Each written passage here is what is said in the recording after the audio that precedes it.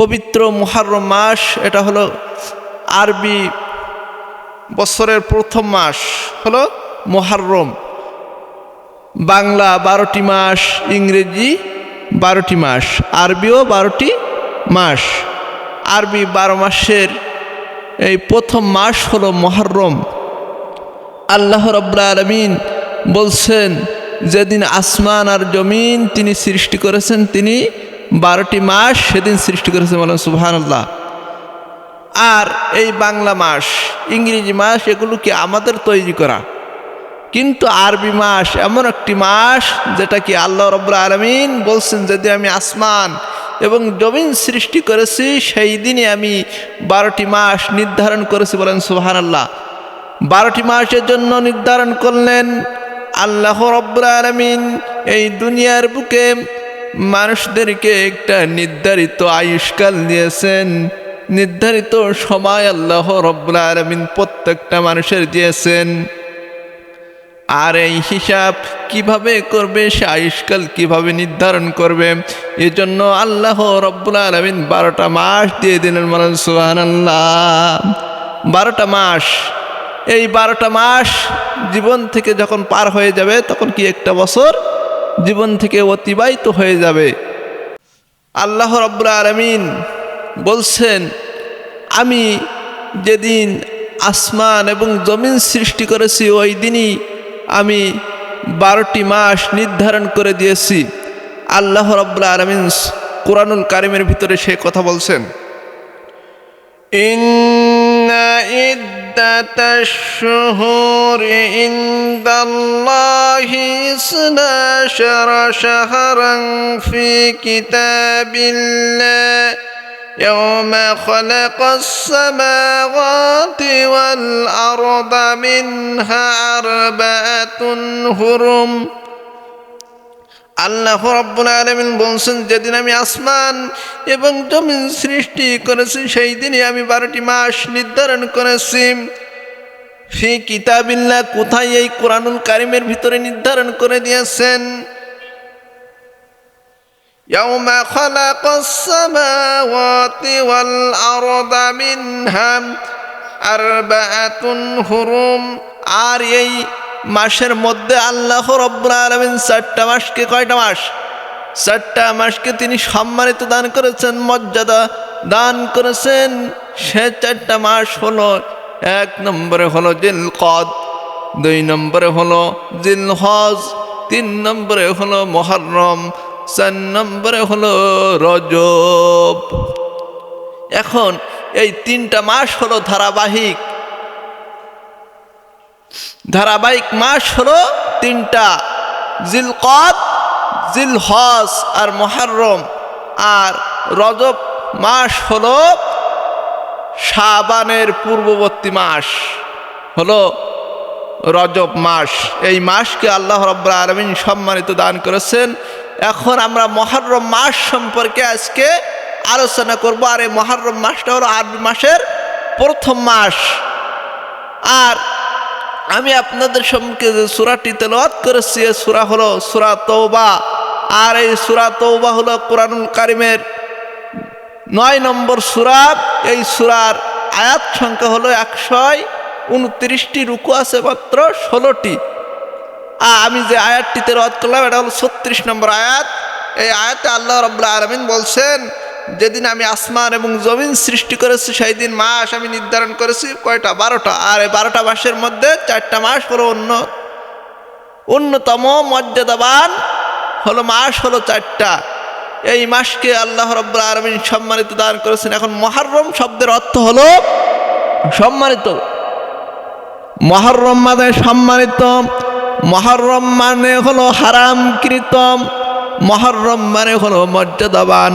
এই মুহররম মাসের সম্মান দিয়েছেন যুগে যুগে কালে কালে যত নবী, যত রাসূল এসেছেন তাদের উম্মতেরা এই মুহররম মাসকে সম্মানিত দান করেছেন, সম্মান দান করেছেন।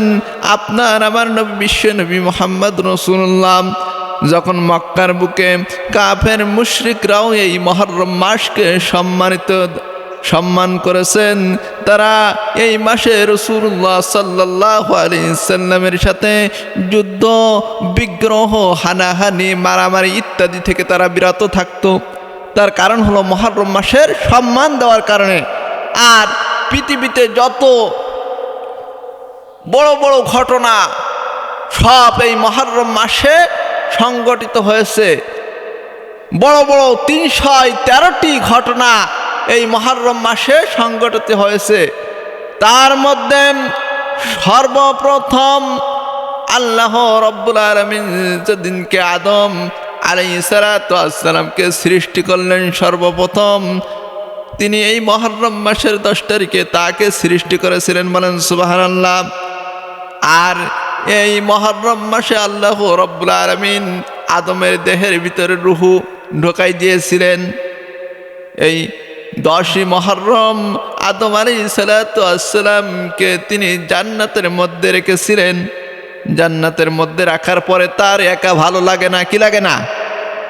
তার একা ভালো লাগে না, সে অস্বস্তি বোধ করে, সে নার্ভাস ফিল করে। জন্য আল্লাহ রাব্বুল আলামিন তার বাম পাজর থেকে একটা হাড় নিয়ে হযরতে হাওয়া আলাইহিস সালাতু ওয়াস সালামকে সৃষ্টি করলেন, বলেন সুবহানাল্লাহ। আর পৃথিবীতে যত সুন্দরী মহিলা তার মধ্যে হাওয়া আলাইহিস সালাতু ওয়াস সালাম অন্যতম, বলেন সুবহানাল্লাহ।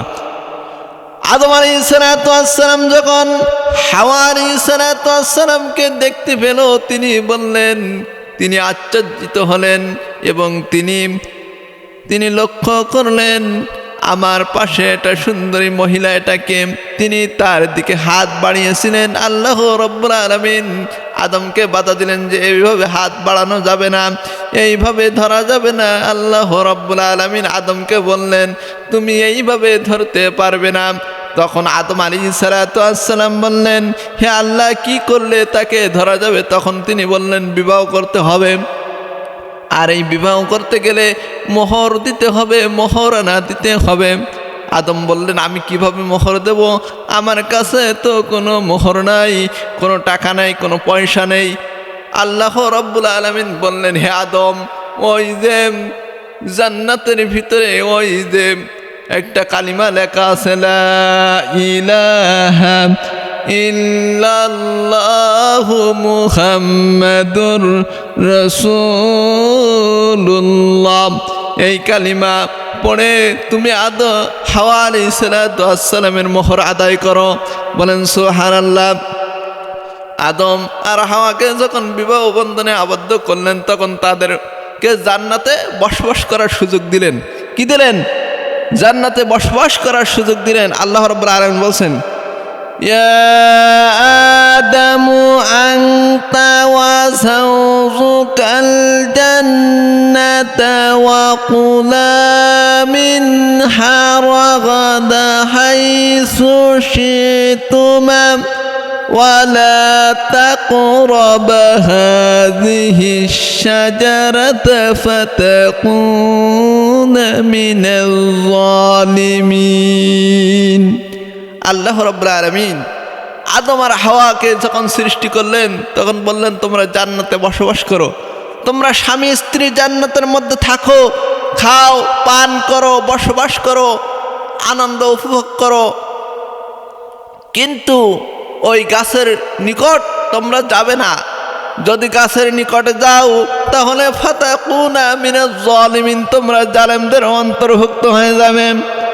আল্লাহ রাব্বুল আলামিন আদমকে যখন এই ঘোষণা দিল, হাওয়াকে যখন এই ঘোষণা দিল, শয়তান এই দৃশ্যটা লক্ষ্য করল।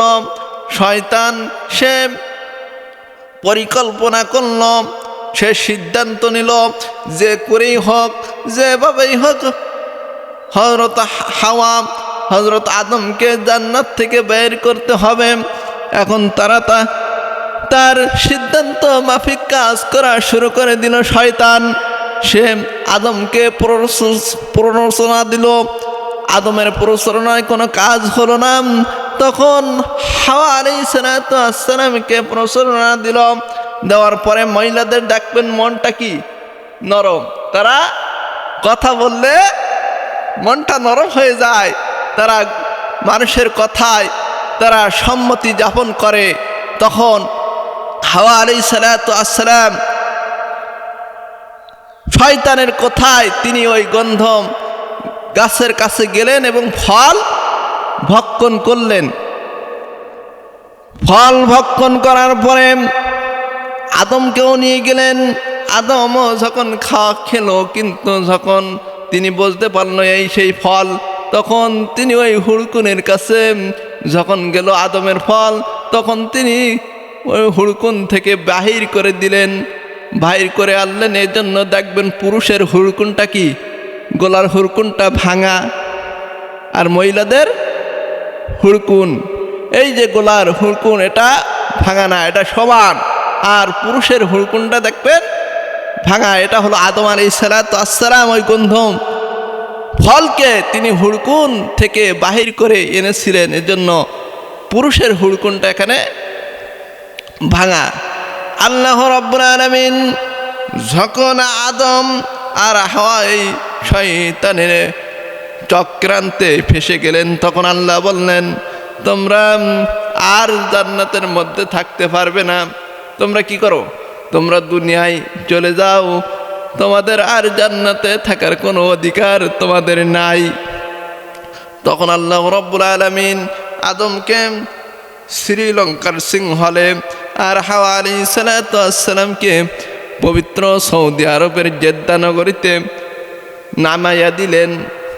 নামাইয়া দেওয়ার পরে 350 বছর, কয়শো বছর, 350 বছর কান্নাকাটি করার পরে আদম আর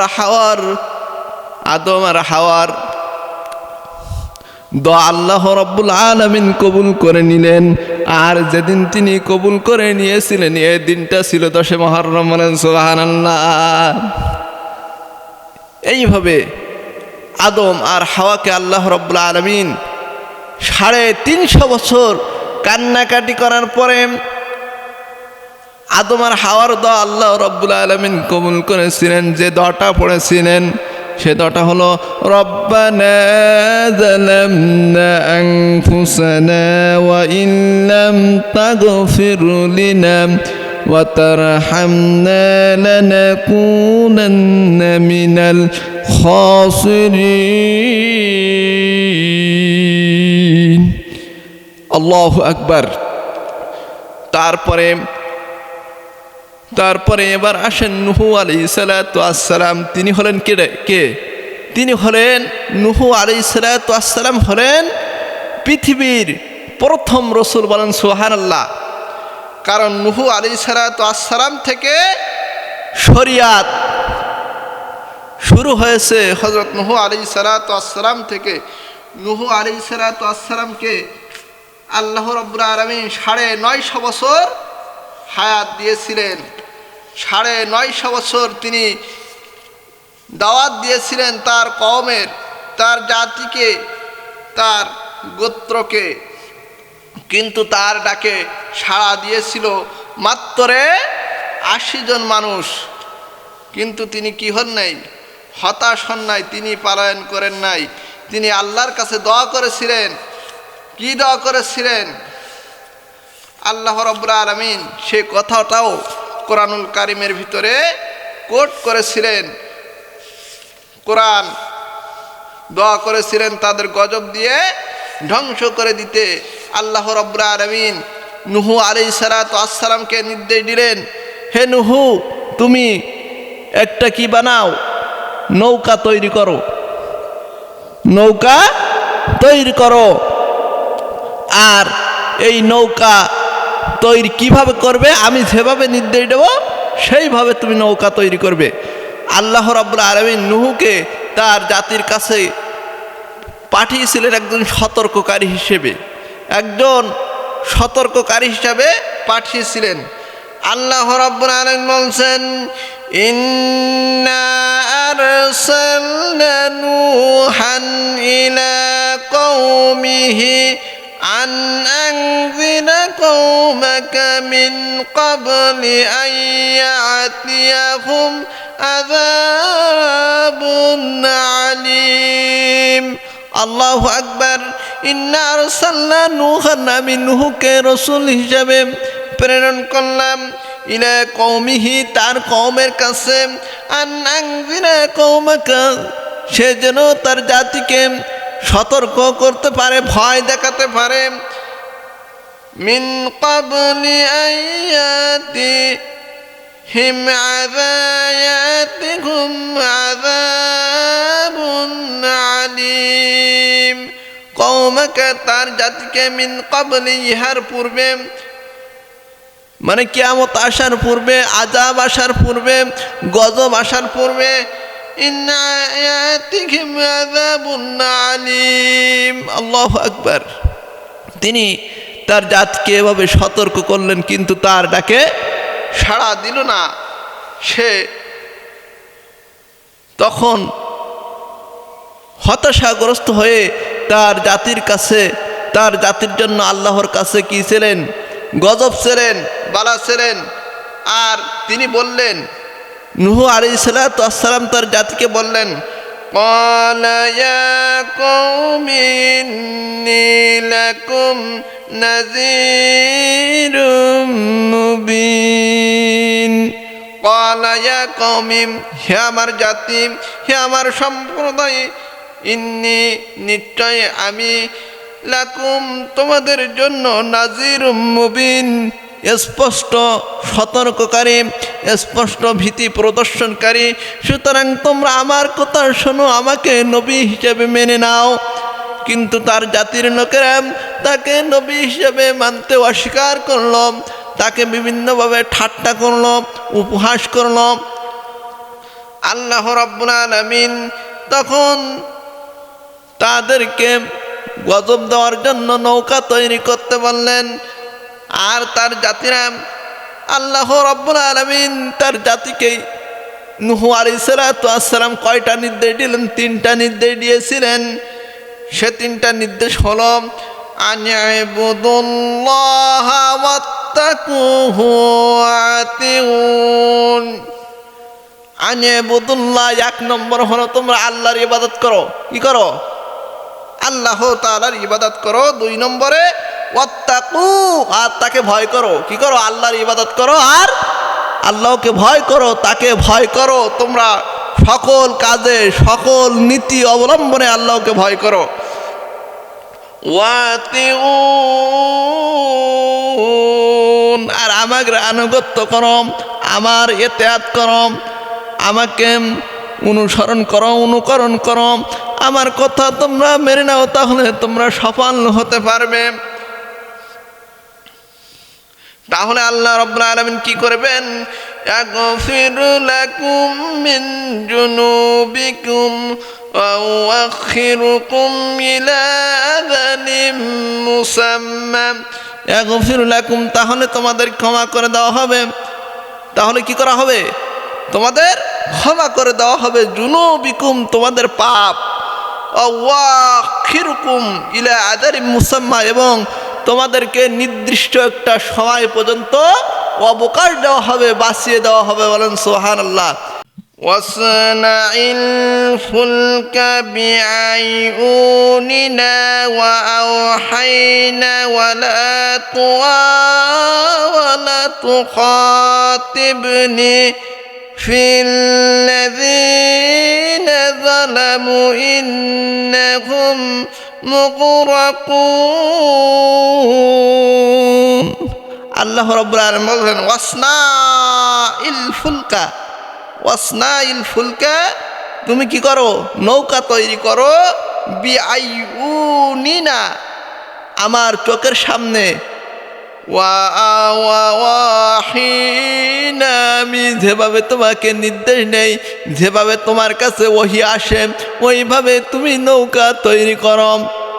যখন নৌকা তৈরি করা হয়ে গেল, তখন তার জাতির লোকেরা বলল, হে নূহ, তুমি মরুভূমির বুকে কেন নৌকা তৈরি করলে? তুমি কি পাগল হয়ে গেছো নাকি? তাকে প্রতিপন্ন করতে লাগলো। যখন ওই প্লাবন শুরু হয়ে গেল, তখন আল্লাহ রাব্বুল আলামিন নূহকে নির্দেশ দিলেন, তুমি প্রত্যেকটা জিনিস, প্রত্যেকটা প্রাণী, একটা পুরুষ এবং একটা মহিলা এভাবে জোড়ায় জোড়ায় তুমি ওই নৌকায় উঠাই নিবে। নৌকায় উঠিয়ে নেওয়ার পরে আল্লাহ রাব্বুল আলামিনের যখন প্লাবন শুরু হয়ে গেল, তখন ওই প্লাবন 40 দিন, কয়দিন? 40 দিন স্থায়ী ছিল। আর ওই প্লাবন থেকে যেদিন মুক্তি দেওয়া হয়েছিল সে দিনটা ছিল 10ই মুহররমের দিন। বলেন সুবহানাল্লাহ। এই জন্য 10ই মুহররম অত্যন্ত গুরুত্বপূর্ণ একটা দিন। আর এই দিনে সবচেয়ে বেশি গুরুত্ব হলো এই দিনে হযরত ইব্রাহিম আলাইহিস সালাতু ওয়াসসালামকে তিনি নমরুদের আগুন থেকে তিনি কি করেছিলেন? রক্ষা করেছিলেন। আগুনকে আল্লাহ রাব্বুল আলামিন বলেছিলেন, ইয়া নারু কুনি বারদাও ওয়া সালামান আলা ইব্রাহিম। হে আগুন, তুমি আমার ইব্রাহিমের জন্য ঠান্ডা হয়ে যাও। তারপরে হযরত সুলাইমান আলাইহিস সালাতু ওয়াসসালামকে এই দিনেই তিনি রাজত্ব দিয়েছিলেন, গোটা বিশ্বের রাজত্ব দিয়েছিলেন সুলাইমান আলাইহিস সালাতু ওয়াসসালামকে এই দিনে। আর এই দিনে আল্লাহ রাব্বুল আলামিন আইয়ুব আলাইহিস সালাতু ওয়াসসালামের রোগ থেকে তিনি মুক্তি দান করেছিলেন। আল্লাহ রাব্বুল আলামিন বলছেন, ওয়া আইয়ুব ইজনাদা রাব্বাহু আন্নী মাসসানিয়াদ দুররু ওয়া আনতা আরহামুর রাহিমিন। স্মরণ করো ওই দিনের কথা, যেদিন আইয়ুব আলাইহিস সালাতু ওয়াসসালাম তার রবের কাছে দোয়া করেছিলেন, হে আমার রব, ইন্নী মাসসানিয়াদ দুররু, আমি রোগাক্রান্ত, আমি রোগগ্রস্ত, আমি হলো তোমার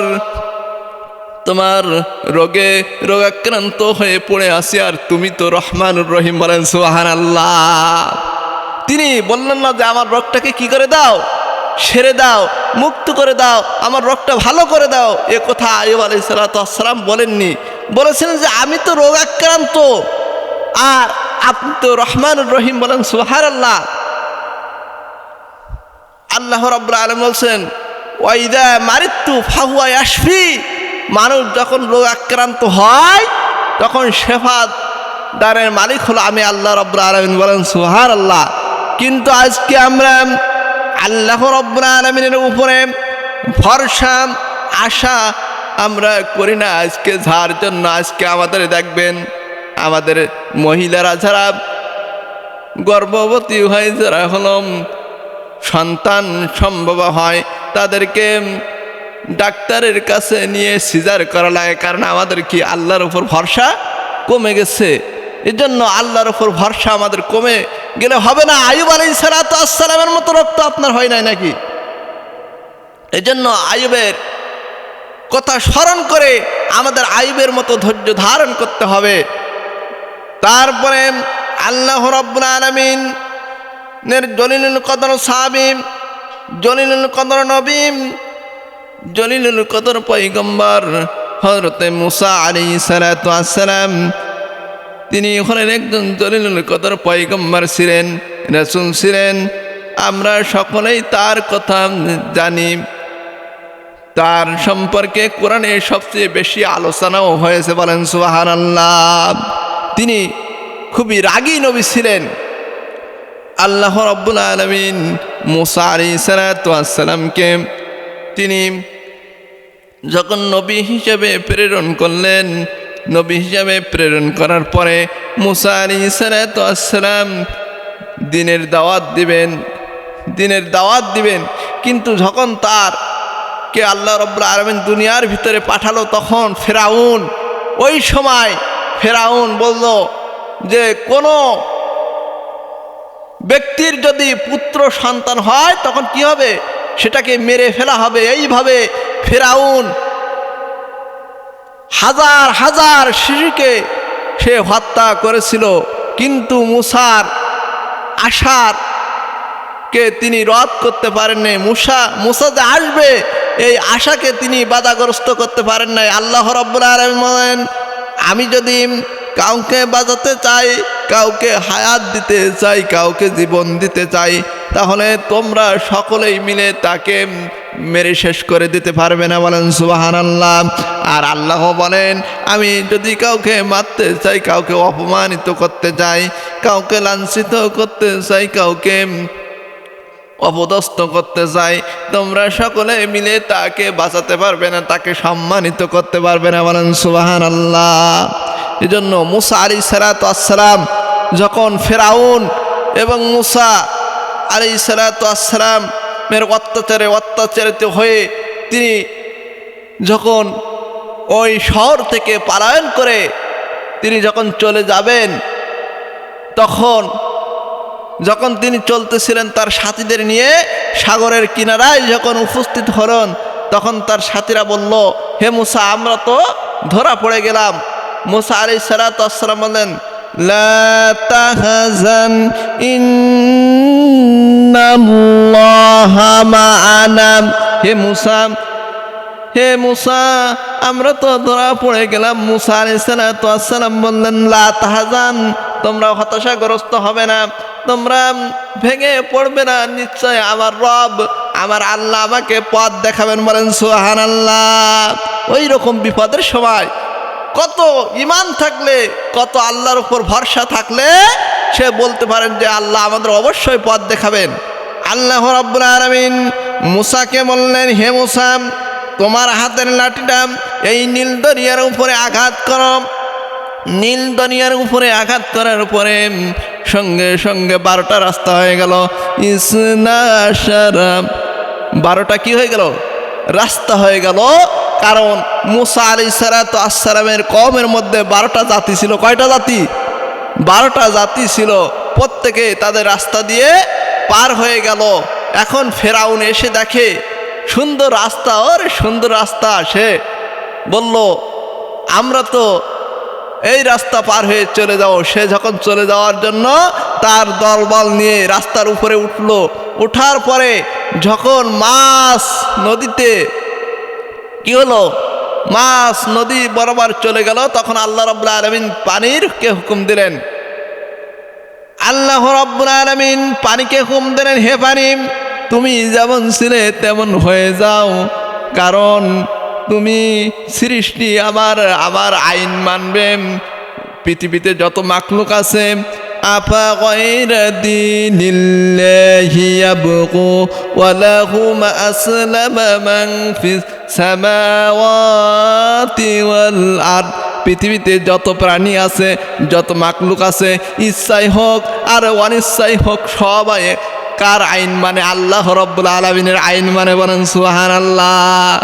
শুধুমাত্র মানুষ, আমাদেরকে আল্লাহ রাব্বুল আলামিন স্বাধীনতা দিয়েছেন। এজন্য আমরা ইচ্ছা করলে খারাপ পথে যেতে পারি, ইচ্ছা করলে ভালো পথে যেতে পারি। আল্লাহ রাব্বুল আলামিন বলছেন, ওয়ালাল্লাহি কসদুস সাবিলি ওয়া মিনহা জাইরুন ওয়ালাউ শাআ লাহাদাকুম আজমাইন। সোজা রাস্তা বলে দিছি আমি আল্লাহ। সোজা রাস্তা বলে দেওয়ার দায়িত্ব আমার আল্লাহর। তোমরা চাইলে সোজা রাস্তায় যেতে পারো, ইচ্ছা করলে তোমরা বাঁকা রাস্তায় যেতে পারো। এটা হলো তোমাদেরকে স্বাধীনতা দিয়েছি। কারণ হলো মানুষদেরকে আল্লাহ বুদ্ধি এবং বিবেক দিয়েছেন। এই দুইটা কারণে মানুষকে আল্লাহ রাব্বুল আলামিন স্বাধীনতা দিয়েছেন, বলেন সুবহানাল্লাহ। এই জন্য আমাদের স্বাধীনতা দিয়েছেন, আমরা ইচ্ছা করলে ভালো পথে যেতে পারি, ইচ্ছা করলে খারাপ পথে যেতে পারি। আল্লাহর নবী, বিশ্ব নবীকে মুহাম্মদুর রাসূলুল্লাহ সাল্লাল্লাহু আলাইহি ওয়াসাল্লামকে আল্লাহ রাব্বুল আলামিন বললেন, হে হাবিব, হে নবী, আপনি যাকে ভালোবাসেন, যাকে মহাব্বত করেন, যাকে ভালোবাসেন, যাকে মহাব্বত করেন, যাকে দিনের দিকে নিয়ে আসতে চান, আপনি পারবেন না, কারণ হিদায়াতের মালিক আমি। ইন্নাকা লান তাহদি মান আহবাবতা ওয়ালাকিন্নাল্লাহা ইয়াহদি মান ইয়াশা ওয়া হুয়া আ'লামু বিল মুহতাদিন। আমি যাকে ইচ্ছা তাকে হেদায়েত দেই, কিন্তু আপনি যাকে ভালোবাসেন তাকে কি দিতে পারবেন না? হেদায়েত দিতে পারবেন না। তারপরে মুসা আলাইহিস সালাতু আসসালাম যখন ওই নীল দরিয়ার ভিতরে ডুবে গেলেন, কি হলেন? তার দলবল সহ যখন নীল দরিয়ার উপরে পড়ে গেলেন, তখন সবাই কি হয়ে গেল? মারা গেল। এখন ফেরাউন তিনি পানি খেয়ে তার পেটটা পটকা মাছের মতো বড় হয়ে গেছেন, সে মরে যাবে, তার দেহে থেকে প্রাণ পাখি বের হয়ে যাবে। এমন সময় তিনি বললেন, আমানতু আন্না লা ইলাহা ইল্লাল্লাযী আমানাত বিহি বানু ইসরাঈল ওয়া আনা মিনাল মুসলিমিন। আল্লাহু আকবার। ফিরআউন বলল, হে আল্লাহ, আমি ঈমান আনলাম ওই আল্লাহর উপর। সে এখনো ডাইরেক্ট কইনি, সে কথা কি একটু ঘুরাই কইছে। আমি ঈমান আনলাম ওই আল্লাহ রব্বুল আলামিনের উপর, যে আল্লাহ রব্বুল আলামিনের উপর ঈমান এনেছে বনি ইসরাঈলেরা। আর হে আল্লাহ, আমি তো এখন একজন মুসলমান, এর পরেও কি উচিত আমাকে সুফানো? তখন আল্লাহ বললেন, আল আন ওয়াকাদ আসাইতা ওয়া কুনতা মিনাল মুফসিদিন। আল্লাহু আকবার। আল্লাহ রাব্বুল আলামিন বলেন, আল এখন, ওয়াকাদ আসাইতা ওয়া কুনতা মিনাল মুফসিদিন, তুমি তো ছিলে বড় সন্ত্রাসী, বড় বাটপার, বড় ধোঁকাবাজ তুমি ছিলে। তুমি এই দুনিয়ার বুকে, তুমি তোমার রাজত্বকালে, তোমার প্রদেশে, তোমার দেশে তুমি যত ফাসাদ, অত্যাচার, অনাচার সব কিছু তুমি করেছ। আমি আজকে তোমার শুধুই মারবো না, তোমার প্রাণ পাখিটা আমি কেড়ে নেব, আর তোমাকে আমি বাঁচিয়ে দেব কিয়ামত পর্যন্ত। কিয়ামত পর্যন্ত তুমি থাকবে, তোমাকে একটা মাছি, পোকা, পিঁপড়ে, সাপ কিছুই তোমাকে ভক্ষণ করবে না, তোমাকে আমি রেখে দেব। কারণ তোমার মতো যদি কোনো ফেরাউন দুনিয়ার বুকে তৈরি হয়, সে যেন তোমাকে দেখে, তোমার এই অবস্থা দেখে সে যেন শিক্ষা নিতে পারে। যদি ফেরাউনের মতো আচরণ আমি করি, আমরা যদি ফেরাউনের মতো আচরণ করি, আল্লাহ রাব্বুল আলামিন আমাদেরকেও ফেরাউনের মতো এইভাবে রেখে দিতে পারেন। এজন্য তোমাকে দেখে যত শিক্ষা নিতে পারে, পৃথিবীর বুকে যেন আর কোনো ফেরাউন তৈরি না হয়, ফেরাউন যেন আর কোনো দিন তৈরি না হয়। যদি ফেরাউনের মতো তৈরি হয়, ফেরাউনের মতো আল্লাহ রাব্বুল আলামিন আমাদেরকেও সুটকি বানিয়ে কি করেন? রেখে দিতে পারেন। এজন্য ফেরাউনকে আল্লাহ রাব্বুল আলামিন দৃষ্টান্ত স্বরূপ মিশরের কায়রো জাদুঘরে রেখে দিয়েছেন, আর তাকে কিয়ামত পর্যন্ত ওইভাবে থাকবে, সে কিছুই হবে না। এটা বিশ্ববাসীর জন্য একটা শিক্ষা যে ফেরাউনের মতো আচরণ করা যাবে না। তারপরে হযরত ঈসা আলাইহিস সালাতু ওয়াস সালামকে আল্লাহ রাব্বুল আলামিন দুনিয়ার বুক থেকে এই 10ই মুহররম তারিখে তিনি দুনিয়ায় থেকে তাকে আসমানে, 14 আসমানে উঠাই নিয়েছিলেন। বলেন সুবহানাল্লাহ। এই 10ই মুহররমের গুরুত্ব অনেক অনেক বেশি। আর সবচেয়ে বড় যে গুরুত্ব, এই দিনে ইহুদিরা কি করে? তারা মুসা আলাইহিস সালাতু ওয়াস সালামের উপরে ভালোবাসা দেখানোর কারণে তারা হলো রোজা রাখে। কি রাখে? রোজা রাখে। বিশ্বনবী যখন মদিনায় আসলেন হিজরত করে, তখন তিনি এই দিনে রোজা রেখেছিলেন। রোজা রাখার পরে সাহাবারা বলল, হে আল্লাহর নবী, হে আল্লাহর হাবিব, ইহুদিরাও এই দিনে রোজা রাখে। তখন বিশ্বনবী মুহাম্মদ রাসূলুল্লাহ সাল্লাল্লাহু আলাইহি সাল্লাম বললেন, আমরা তো মুসা আলাইহিস সালাতু ওয়াস সালামের বেশি হকদার, আমরা তাকে বেশি ভালোবাসি। সুতরাং আমরা আগামী কাল থেকে আমরা কি করব? আগামী বছর থেকে, আগামী থেকে আমরা 2টা রোজা রাখবো। বলেন সুবহানাল্লাহ।